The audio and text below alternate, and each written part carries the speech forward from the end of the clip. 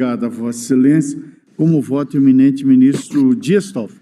Boa tarde, senhor presidente. Cumprimentando a Vossa Excelência, o eminente decano, o senhor Gilmar Mendes, nossa decana, ministra Carmen Lúcia, os eminentes colegas, em especial na pessoa do relator, que trouxe um aprofundado e alentado voto, fundado na Constituição e na leitura de Sua Excelência na Constituição. Cumprimento o eminente Procurador-Geral da República, aos advogadas e advogados, especialmente o doutor Rodolfo, que veio à tribuna, os eminentes parlamentares aqui presentes, a imprensa, todos que nos acompanham, servidoras e servidores.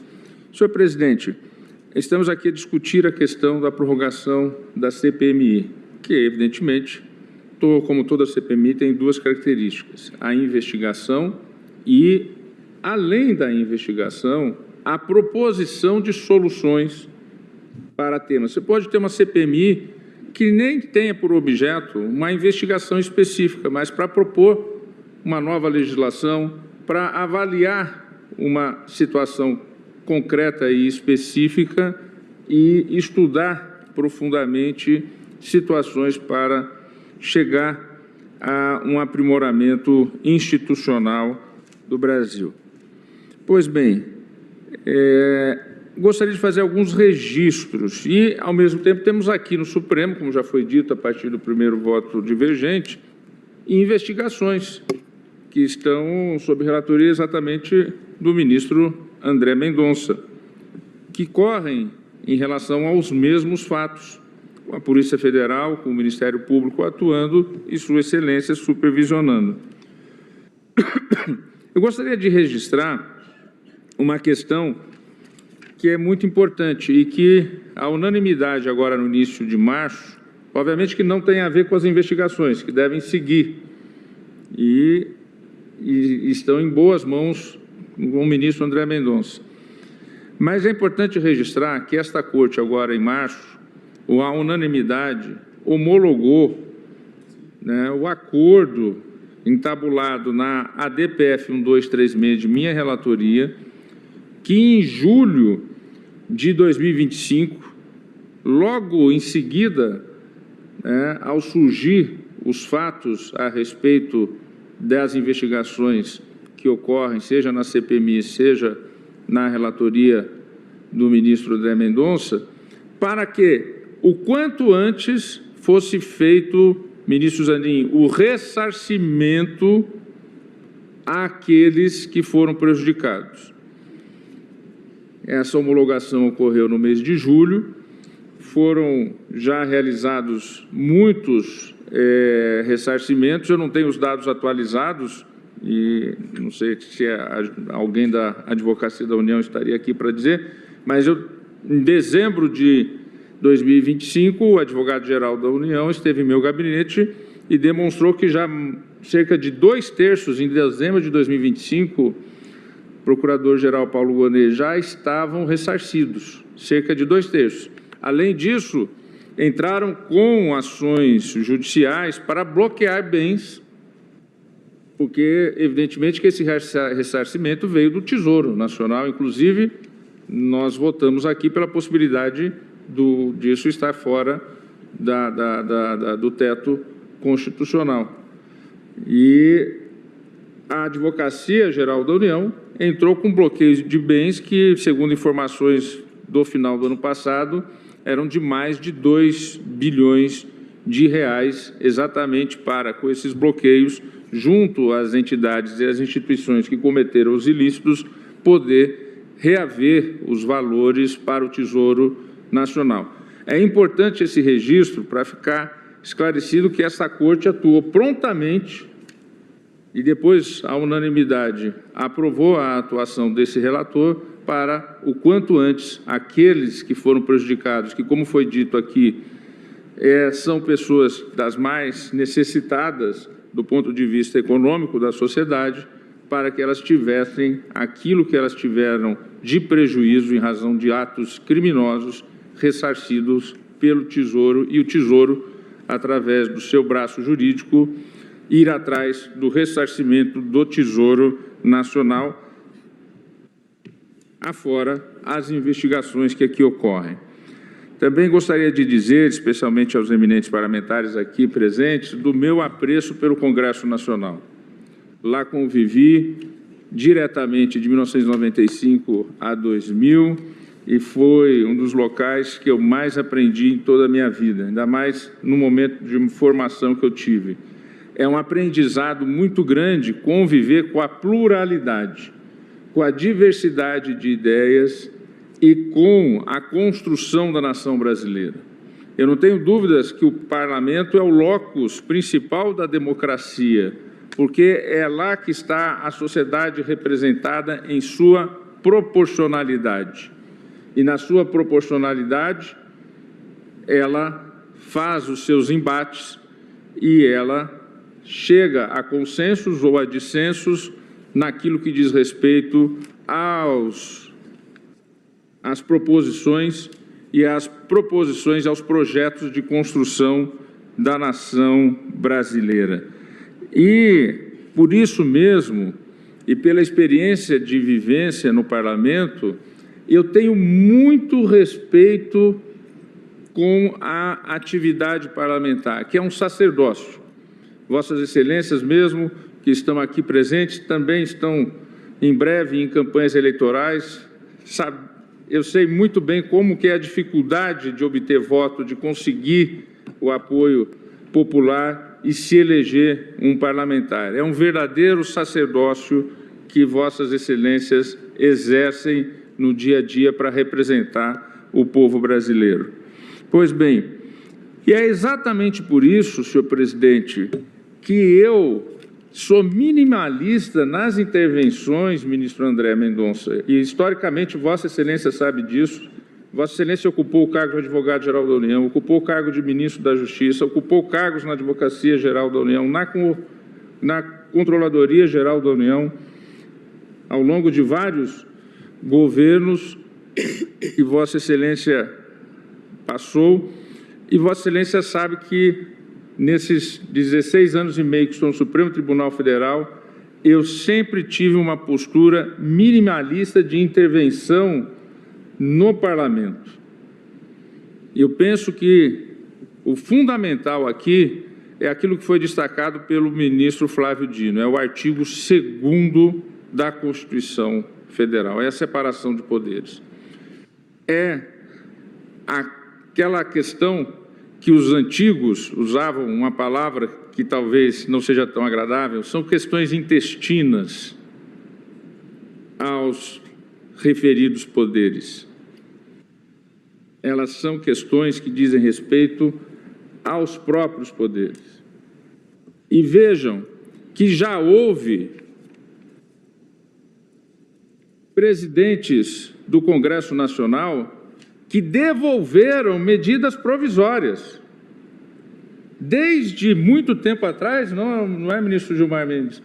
Ou seja, mesmo uma medida provisória, o presidente do Congresso Nacional, se entender que não há a urgência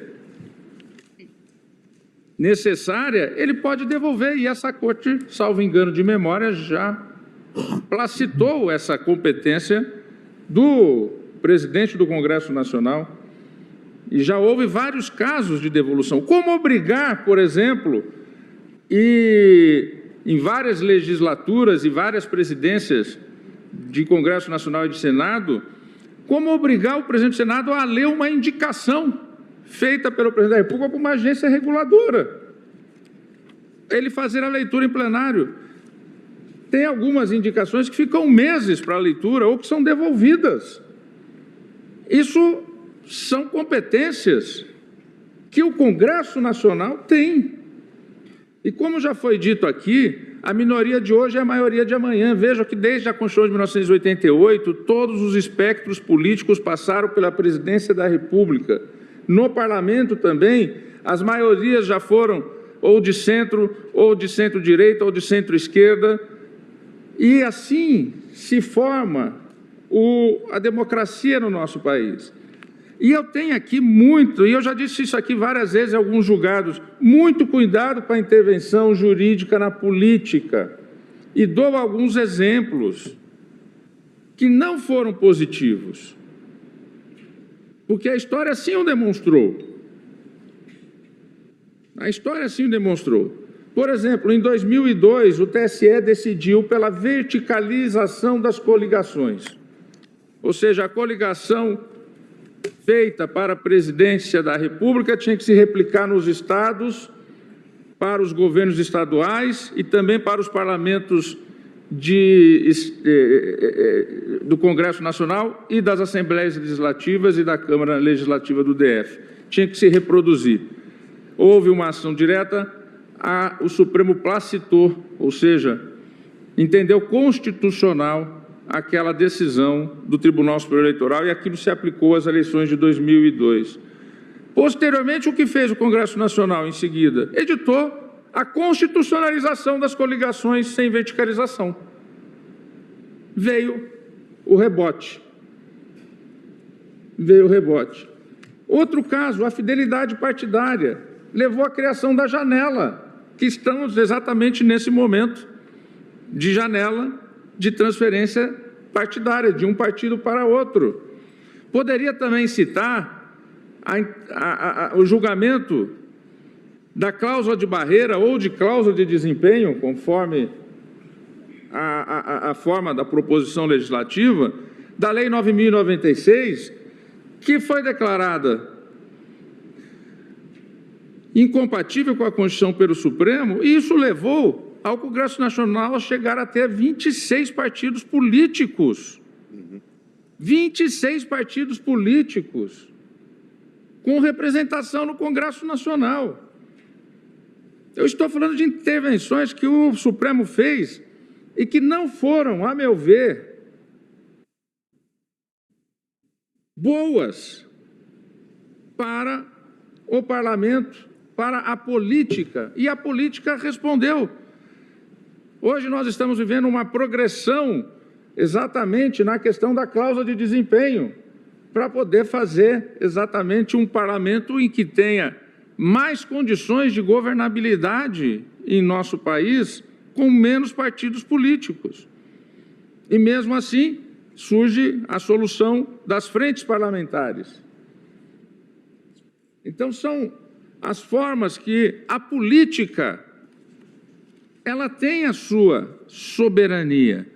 E o presidente do Congresso Nacional, o presidente da Câmara, e esse tribunal já decidiu que o presidente da Câmara não é obrigado a pautar processo de impeachment de presidente da República. Já várias vezes. Ele leva para plenário, mesmo havendo recurso, se quiser. Se não quiser, ele não leva para plenário. Isso é uma questão interna corporis, da competência dos respectivos presidentes das duas casas legislativas e do presidente do Congresso Nacional. Então, para mim, e dentro de uma coerência, com a devida vênia do voto extremamente bem fundamentado do ministro André Mendonça, acompanhado agora também pelo ministro Luiz Fux, mas eu poderia trazer aqui vários outros exemplos, mas fundado na leitura do 58, parágrafo 3º, na forma como o fez o ministro Flávio Dino, no tema 1120 da repercussão geral, também citado por Sua Excelência, mas fundamentadamente no artigo 2º, que é a separação de poderes. Como é que nós vamos fazer? Obrigar o Senado da República, o Congresso Nacional, a Câmara dos Deputados a deliberar algo? Amanhã, será que poderia haver, repetindo aqui o que já foi dito a partir da divergência aberta e também por outros colegas que acompanharam a divergência, como é que poderá haver uma obrigação, uma determinação normativa ou até por emenda constitucional que obrigue o Supremo a julgar este ou aquele caso? Ou como já foi aventado no passado, ministro Flávio Dino, Vossa Excelência, que acompanhou bem a reforma do Judiciário, foi o primeiro secretário-geral do Conselho Nacional de Justiça na gestão do instituidor Nelson Jobim, nosso sempre ministro Nelson Jobim, como se colocar aqui o Supremo tem que julgar cronologicamente as ações. Lembra que já surgiu esse debate? Inclusive projeto de lei. O Supremo Tribunal Federal deve julgar os processos de acordo com a ordem de protocolo. Isso é impossível. Poderíamos nós decidir aqui que o presidente do Senado, o presidente da Câmara, o presidente do Congresso Nacional tem que pautar as proposições legislativas de acordo com a cronologia da entrada? Essas questões, com a devida vênia dos parlamentares impetrantes, com a devida vênia do ministro André Mendonça, do ministro Luiz Fux e dos bem fundamentados argumentos trazidos por suas excelências, para mim são questões intestinas dos referidos poderes.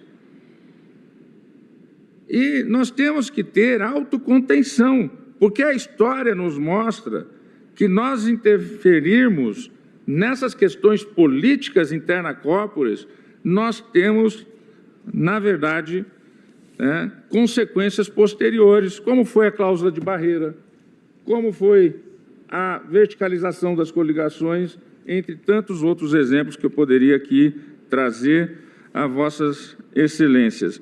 Portanto, senhor presidente, com esses breves comentários, pedindo vênia, mas elogiando o fundamentado voto do ministro André Mendonça, acompanhado pelo ministro Luiz Fux, eu peço todas as vênias para acompanhar a divergência a partir do voto do ministro Flávio Dino. Muito obrigado, Vossa Excelência. Como voto, eminente ministra. Pois não, doutor Rodolfo. Um esclarecimento de fato, que eu acho que é importante trazer ao colegiado para a decisão já... Indago ao relator se permite o esclarecimento de fato. Sendo de fato, doutor, Vossa Senhoria, de fato, tem a palavra. O primeiro esclarecimento de fato é que não houve nem mesmo o processamento, ou seja, se decidir que o presidente, como o ministro Toffoli falou, tem o poder, essa decisão não existiu. E isso está claro já. E o segundo esclarecimento de fato é, uma vez que a Corte faz isso, e no julgamento do MS do ministro Gilmar Mendes, que foi citado, e se houver uma ampliação do escopo, esse prazo também seria do presidente? Só duas perguntas. Obrigado. Obrigado a Vossa Senhoria.